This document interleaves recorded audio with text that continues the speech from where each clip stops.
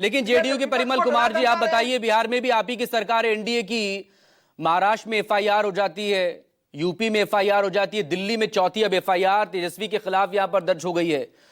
तो ये विपक्ष के नेता के खिलाफ एफआईआर क्यों हो रही है एसआईआर के बीच में? क्या तेजस्वी की टेंशन बढ़ाने का कोई इरादा है इसके पीछे?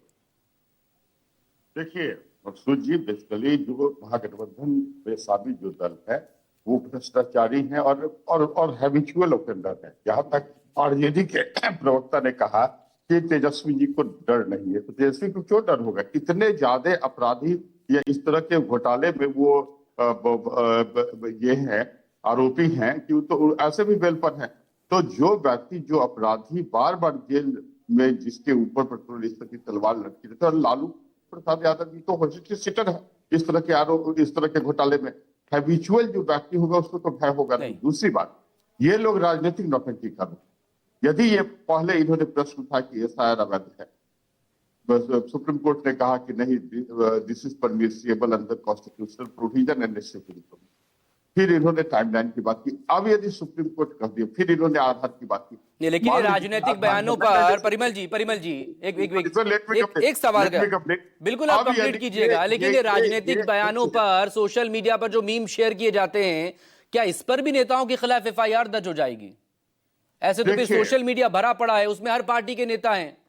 देखिए मकसूद जी, जो भी राजनीतिक पद पर है, जो पब्लिक लाइफ में है, उसकी रिस्पॉन्सिबिलिटी पब्लिक के प्रति और होनी भी चाहिए, डाइवर्ट नहीं होनी चाहिए। अभी बिहार में डिबेट का मुद्दा विकास होना चाहिए। डिबेट का मुद्दा हमारे आदरणीय नेता नीतीश कुमार ने जो 125 यूनिट बिजली उपलब्ध कराई, कितने व्यक्ति को लाभ हुआ, यह पर होना चाहिए।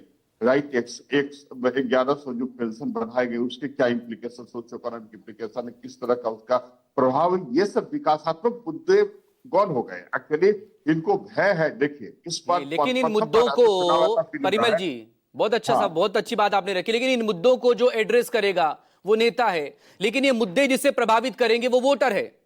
और अगर वोटर को उसका अधिकार ही नहीं मिल पाएगा, वोट नहीं मिल पाएगा, तो क्या होगा? अरे राजनीतिक नौटंकी और रोड पर नौटंकी करने का से अधिकार सुनिश्चित होंगे।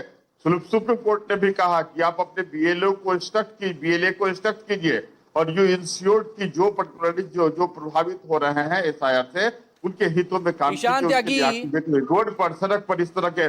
और यहाँ तक राहुल गांधी का प्रश्न है, देखिए हम सिविल सर्विसेज में एक टॉपिक्स होता है जेनेटिक इंजीनियरिंग, उसमें डीएनए फिंगरप्रिंटिंग हम लोग पढ़ते हैं। 50% डीएनए जो पेरेंटल साइड से, मदर साइड से, और 50% फादर साइड से। देखिए राहुल गांधी का 50% जो ये डीएनए है वो संविधान विरोधी, इंदिरा गांधी संविधान विरोधी थी, और 50% डीएनए इटालियन है, इसलिए इंडियन डेमोक्रेसी से विशेष उनका लगाव स्वाभाविक। और दूसरी बात, निशांत त्यागी प्लीज रिस्पॉन्ड। और हमेशा ये संविधान के प्रति, ये डीएनए का जिक्र 2015 में एक बड़े नेता ने किया था, कैसे एक तरफा मैंडेट आया था बिहार का, वो आपने देखा है। उस वक्त आप आरजेडी के साथ थे। नहीं, और कल जो प्लीज प्लीज भाषण दे रहे, Ishan will respond, please please please please, Parimal ji, Ishan Tyagi will respond. Ishan